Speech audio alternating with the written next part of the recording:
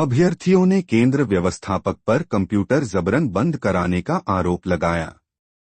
अभ्यर्थियों का कहना था कि टाइम आउट होने पर केंद्र पर परीक्षा करा रहे लोगों ने जबरन सिस्टम बंद करा दिया। हम पूरी खबर को आपके सामने रखते हैं। नमस्कार, मैं ओमवीर कुशवाहा, आपका ओएस के न्यूज में स्वागत है। आगरा के एतमादपुर में एसएससी सीजीएल मेंस की ऑनलाइन परीक्षा के दौरान सॉफ्टवेयर की गड़बड़ी से परेशान अभ्यर्थियों ने हंगामा किया। केंद्र व्यवस्थापक पर गड़बड़ी को नजरअंदाज कर जबरन कंप्यूटर बंद कराने का आरोप लगाया। मौके पर पहुंच पुलिस ने लिखित में शिकायती पत्र लेकर उन्हें शांत कराया। हाईवे स्थित गांव नगला रामबक्स के देव टेक्निकल कैंपस में आइन डिजिटल जोन पर शनिवार की सुबह 8:30 बजे से एसएससी सीजीएल मेंस की ऑनलाइन परीक्षा थी। लगभग 800 अभ्यर्थी केंद्र पर परीक्षा देने पहुंचे थे। आरोप है कि दोपहर 1 से 1:30 बजे टाइपिंग की परीक्षा के दौरान कंप्यूटर सॉफ्टवेयर में गड़बड़ी आने लगी। अगर आपने हमारे चैनल को अभी सब्सक्राइब नहीं किया है तो सब्सक्राइब करें, जिससे हमारा नोटिफिकेशन आपके पास सबसे पहले पहुंच सके। इस वीडियो को लास्ट तक जरूर देखें। पैरा जंपिंग के कारण अभ्यर्थी कुछ नहीं लिख पाए। टाइम आउट होने पर केंद्र पर परीक्षा करा रहे लोगों ने जबरन सिस्टम बंद करा दिया। इस पर परीक्षार्थियों ने हंगामा शुरू कर दिया। सूचना मिलने पर पुलिस परीक्षा केंद्र के अंदर पहुंची। इसके बाद परीक्षार्थियों ने पुलिस से मामले की शिकायत की। इंस्पेक्टर एतमादपुर ने बताया कि पीड़ित अभ्यर्थियों की समस्या की एक प्रति परीक्षा केंद्र प्रशासन से रिसीव कराई गई है। प्रबंधन ने एसएससी के हेडक्वार्टर को घटना के बारे में मेल कर अवगत कराया है। बट हम लोग का कुछ भी कमीशन कॉपी ये सब कुछ भी नहीं फिल किया गया था। और जैसे मतलब किसी का हर किसी का अलग अलग टाइम में एग्जाम स्टार्ट होता है और एग्जाम शुरू होना था। रिपोर्टिंग टाइम था एग्जाम शुरू होने का 8:30 बजे, लास्ट एंट्री था 9 बजे एग्जाम स्टार्ट होना था। बट किसी का 9:30 बजे एग्जाम स्टार्ट हुआ है, किसी का 9:15 में स्टार्ट हुआ है, किसी का 10 बजे स्टार्ट हुआ है। कोई एग्जाम फिनिश कर लिया फिर भी एग्जाम दे रहा है।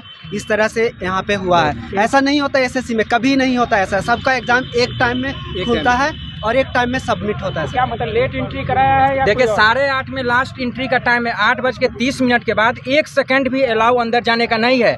हम खुद 8:25 में जब अंदर गए हैं तो लगभग बाहर में सैकड़ों बच्चे, लगभग 150-200 बच्चे बाहर में थे।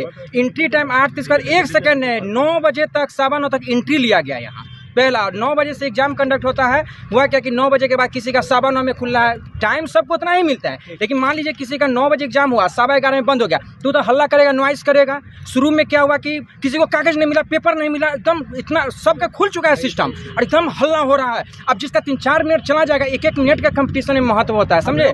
जिसका जो जॉब में हो हायर पोजीशन ये चाहता है, जो एक क्वेश्चन मिस्टेक करेगा ना रैंक और से फर्स्ट पे चला आता है। ये लोग ये नहीं मजबूरी समझता है, इसीलिए इसको दोबारा टाइमिंग, जैसे मान लीजिए 1 घंटे का एग्जाम है, अगर हम 9 बजे खोले तो मेरा 10 में बंद होगा। अगर हमारा 10 बजे खुला था, टाइमिंग में कोई दिक्कत नहीं है।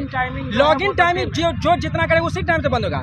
लेकिन अनियमितता बढ़ता गया। किसी का जैसे दिक्कत है, जैसे 9 बजे का सारा टेक्निकल इशू और मेरा इनके पास आज ही आ गया और एक ही टाइम में आ गया है। विभिन्न टाइम में कराया। क्या हो रहा है नहीं हो रहा है।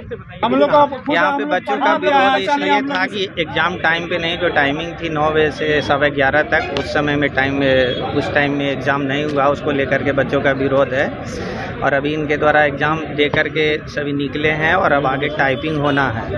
तो बच्चों को हम लोग रिक्वेस्ट कर रहे हैं कि आप टाइम पे टाइपिंग दीजिए और आगे जो भी कार्रवाई है वो हम लोग रिटेन में दे देंगे और बोर्ड को भेजा जाएगा। बोर्ड के द्वारा डिसीजन लिया जाएगा कि इस पे क्या किया जाए। और